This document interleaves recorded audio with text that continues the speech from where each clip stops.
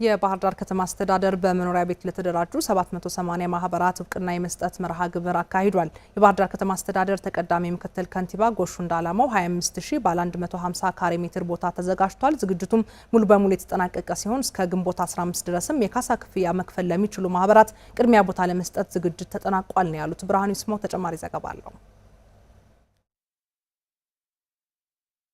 የባህር ዳር ከተማ አስተዳደር የመኖሪያ ቦታ ለማግኘት ተደራጅተው ሲጠባበቁ ለነበሩ የቤት ማህበራት የእውቅና አሰጣጥ መድረክ አካሂዷል። በከተማ አስተዳደሩ በቤት ማህበር ከተደራጁ 894 ማህበራት መካከል 780 የሚሆኑት እውቅና አግኝተዋል። በእውቅና መርሃ ግብሩ ላይ የባህር ዳር ከተማ አስተዳደር ተቀዳሚ ምክትል ከንቲባ ጎሹ እንዳላማውና ሌሎች የስራ ኃላፊዎችም ተገኝተዋል። እውቅና የተሰጣቸው ማህበራት በአጭር ጊዜ ውስጥ እውቅና ማግኘታቸው እንዳስደስታቸው ገልጸዋል። ያው ከዚህ በፊት የቤት ማህበራት ሲደራጁ ብዙ ጊዜ ይወስዱ ነበር፣ 5 ዓመት ከዛም በላይ። የዘንድሮ ለየት የሚያደርገው 1 ዓመት ባልሞላ ጊዜ ውስጥ ነው ይሄን የቤት ማህበር ዛሬ እውቅና ያገኘ ነው። ኦልሞስት ከ8 ወር ባነሰ ጊዜ ውስጥ ነው ወደዚህ የበቃ ነው። በዚህም ከተማ አስተዳደሩ አጠቃላይ ያደረገልን የስራ ማህበራትም ያደረገልን የህብረት ስራ ማህበራት ያደረገልን እንትን ከልብ በቃ በጣም ነው የምናመሰግነው። በቃ ከተማ አስተዳደሩ በቀጣይ ለሚከናወኑ ተግባራትም አስፈላጊውን ድጋፍና ትብብር እንዲያደርግላቸው አሳስበዋል። የካሳ ክፍያም ለቤት መስራም የብድር አገልግሎት ይመቻቻል ብሏል። ይሄ ጥሩ ሀሳብ ነው።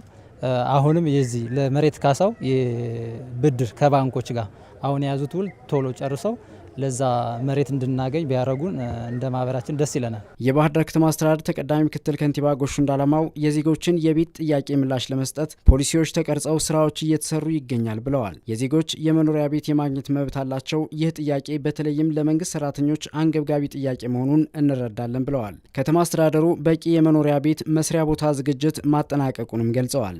ለእያንዳንዱ ለዚህ 894 ማህበር የሚሆን 25000 ፕሎት ኦፍ ላንድ ወይም ባለ 150 ካሬ ሜትር 25000 ቦታዎችን አዘጋጅተናል።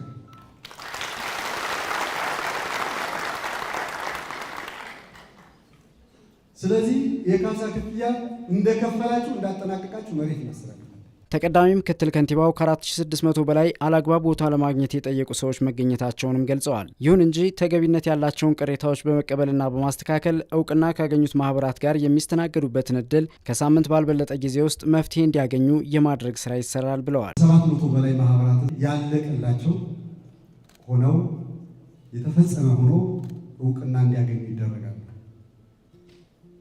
ቀሪዎቹም ከነዚህ ከ894 ውስጥ ያሉ ማህበራት የሚጎላቸው ታይቶ አሟልተው እውቅናው ሳምንትና ከዛ በላይ ባልሞላ ጊዜ ውስጥ 100% የማጠናቀቅ ስራ ይሰራል። ይሄ ብቻ ሳይሆን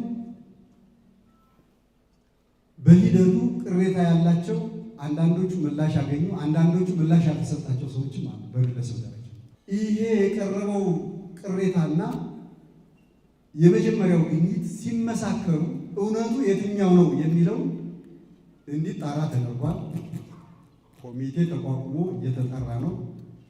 ሰሞኑን ከ2 ቀን በፊት በነበረኝ ሪፖርት አብዛኛው አልቋል እና ከዚሁ ማህበር ጋር ዛሬ እውቅና ከምንሰጠው ማህበር ጋር አብራችሁ ወደ መሬት ማስረከብ በምናደርገው ሽግግር አብራችሁ የምትሸጋገሩ እንደሆነ እዚሁ አጋጣሚ ቅሬታ ያላችሁ እና ጓደኞቻችሁ ካሉ እንድታስተላልፉ መልእክቱን ለመንገር ነው።